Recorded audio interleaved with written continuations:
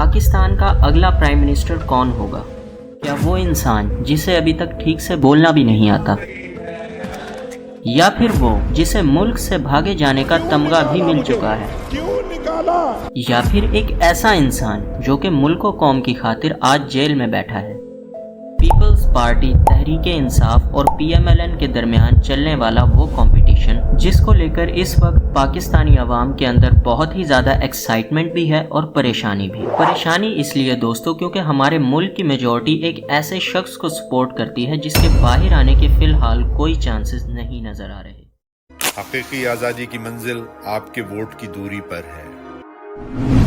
तो कौन बनाएगा हुकूमत? क्या होने वाला है आने वाले वीक्स में? यहाँ पर 8 फरवरी दोस्तों आप लोगों के लिए एक बहुत बड़ा चैलेंजिंग दिन भी होगा और एक ऐसा दिन भी जहाँ से आप लोग आने वाले 5 साल के फ्यूचर को डिसाइड करेंगे। अब कौन कितनी देर टिकेगा ये तो खैर एक अलग बहस है। तो दोस्तों बहुत ही ज़्यादा एक्साइटिंग वीडियो होने वाली है क्योंकि ऑब्वियसली टॉपिक ही ऐसा है।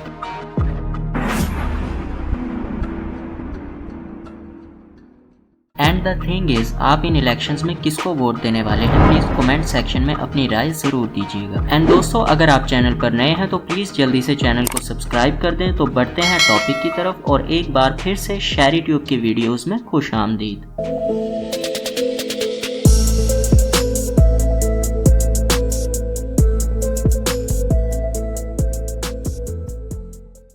तो दोस्तों नवाज शरीफ को देखकर बहुत ही ज़्यादा हैरानी होती है क्योंकि कुछ अर्सा पहले जब ये इंसान मुल्क छोड़कर गया था तो ऐसी फीलिंग आ रही थी कि शायद इसकी सियासत ख़त्म।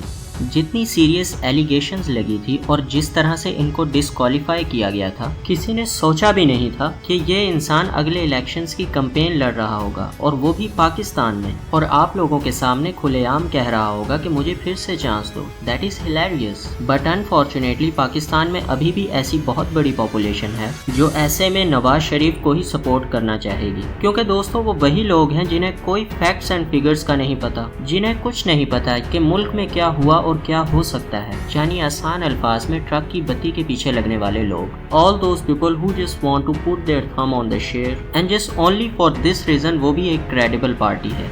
दूसरे नंबर पर यहाँ पर आपको बताना चाहूँगा कि I was literally shocked when I asked one of my friends कि भाई तुम किसको वोट दोगे इस दफ़ा। एंड यू नो व्हाट, उसने क्या कहा? ही सेड दैट कि मैं बिलावल भुट्टो को वोट दूंगा इस दफ़ा। And I am from no way we were expecting कि मतलब हमारी जो यंग जनरेशन जिसको हमेशा सपोर्ट करती आई है ये उसी का नाम लेगा, तो ऐसा बिल्कुल नहीं हुआ। एंड जब मैंने उससे पूछा कि भाई रीज़न क्या है, he said that he seemed to be very qualified and बड़ी अच्छी पर्सनैलिटी है, बड़ी अच्छी इंग्लिश भी बोलता है, फॉरेन मिनिस्टर भी रह चुका है एंड उसने बड़े अच्छे कारनामे भी किए हैं, ब्ला ब्ला ब्ला। सो जस्ट मैं ये समझता हूँ कि किसी नए बंदे को चांस मिलना चाहिए। तो जब वो ऐसा सोच रहा है तो ऑब्वियस सी बात है कि बहुत सारी आवाम ऐसा सोचती होगी। सो मैं तो जस्ट इतना ही कहूँगा कि उनको निगलेक्ट तो नहीं किया जा सकता, but on the other hand ground realities are totally different. Pakistan Tehreek-e Insaf जिसको इलेक्शन से रोकने के लिए आई थिंक हर तरह का ब्लॉक खड़ा किया जा चुका है, बहुत सारी एफर्ट्स की गई हैं कि किसी तरीके से इस पार्टी को सेपरेट किया जाए, यहाँ पर लोगों को डिमोटिवेट किया जाए और ये कहा जाए कि भैया दिस पार्टी इज नो मोर। फिर भी लोग जिस तरह से इस पार्टी को अप्रिशिएट करते हैं, इसको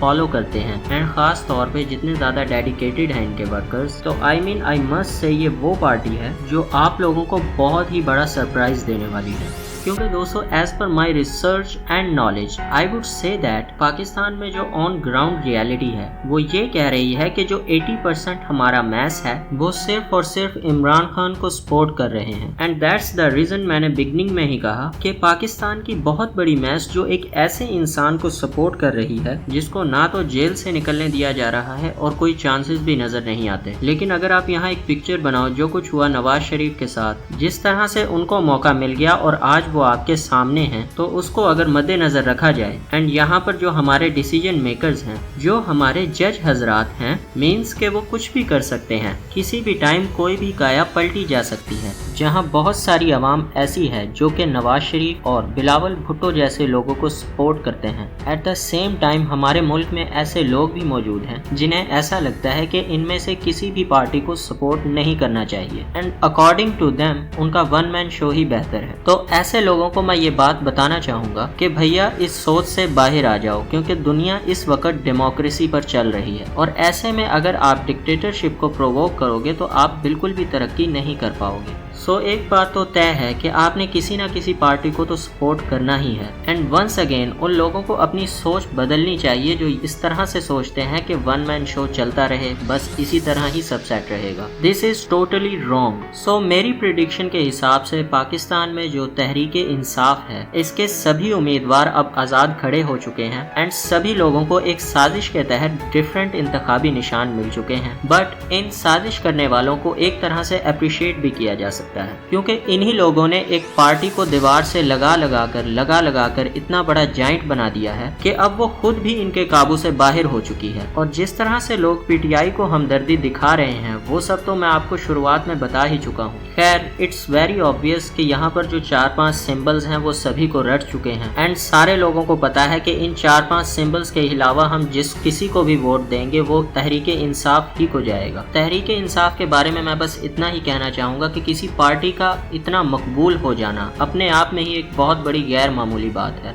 जहाँ तक बात की जाए कोई मंशूर की या कन्वेंस करने की, तो आप लोग यकीन नहीं करोगे कि पाकिस्तान की बहुत बड़ी आवाम कुछ भी नहीं बोल रही। Might not even participate their virtual जलसा एज वेल, क्योंकि देखने का तो फायदा है कोई नहीं, दरमियान में इंटरनेट ने जो चले जाना है। लेकिन ये लोग सरप्राइज देने वाले हैं आप लोगों को 8 फरवरी को, यानी जिस दिन एक्चुअल में जनरल इलेक्शन होगा। आप लोग देखोगे कि 80% जो यहाँ पर वोट पड़े हैं वो ऑब्वियसली तहरीके इंसाफ के हिमायतियों को पड़ेंगे, उन लोगों को पड़ेंगे जो आजाद उम्मीदवार हैं। उसके बाद इतने ज्यादा उम्मीदवार एक गवर्नमेंट बनाने में कामयाब हो सकते हैं, ये क्वेश्चन भी रेज होगा, क्योंकि समहाउ आपने एक पॉइंट तो कर लिया कि हाँ भाई हम लोग निशान तो नहीं दे रहे, लेकिन दूसरा पॉइंट अभी भी अधूरा है, और वो क्या कि क्या Tehreek-e Insaf as a party exist करती भी है या नहीं। As per my knowledge party को तो नहीं बैन किया गया। दैट मीन्स कि जो इनके हिमायती हैं वो दोबारा से गवर्नमेंट बना सकते हैं और इसी के चलते उन्हें वो रिजल्ट सीट्स भी मिल जाएंगी। और अगर आगे से बहुत ज़्यादा नाइंसाफ़ी ना की गई तो यहाँ पर इट्स वेरी ऑब्वियस कि इमरान खान साहब अपनी 2/3 मेजॉरिटी से गवर्नमेंट बना लेंगे। क्या इमरान खान साहब खुद प्राइम मिनिस्टर बन पाएंगे या नहीं, तो उनके ऊपर चलते कुछ केसेस जिनको अज्यूम किया जा सकता है तब तक बहुत अच्छे से रफा दफा कर दिए जाएं,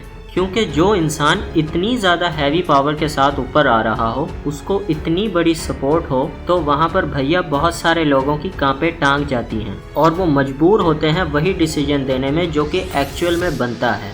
तो व्यूअर्स, पहली पॉसिबिलिटी तो ये हो सकती है, और दूसरी पॉसिबिलिटी ये है कि अगर इमरान खान साहब को वजीर आजम नहीं भी बनने दिया जाएगा तो भी वजीर आजम इमरान खान साहब ही होंगे। इस बात का क्या मतलब हुआ? तो फॉर एग्जाम्पल जैसे उस्मान बुज़दार साहब, कहने को तो वो चीफ मिनिस्टर थे पंजाब के, एक्चुअली में देखा जाए तो यहाँ पर CM आपका इमरान खान ही था, क्योंकि इतने बड़े सूबे को वो किसी भी ऐसे इंसान को नहीं दे सकते थे जो कैपेबल ही ना हो।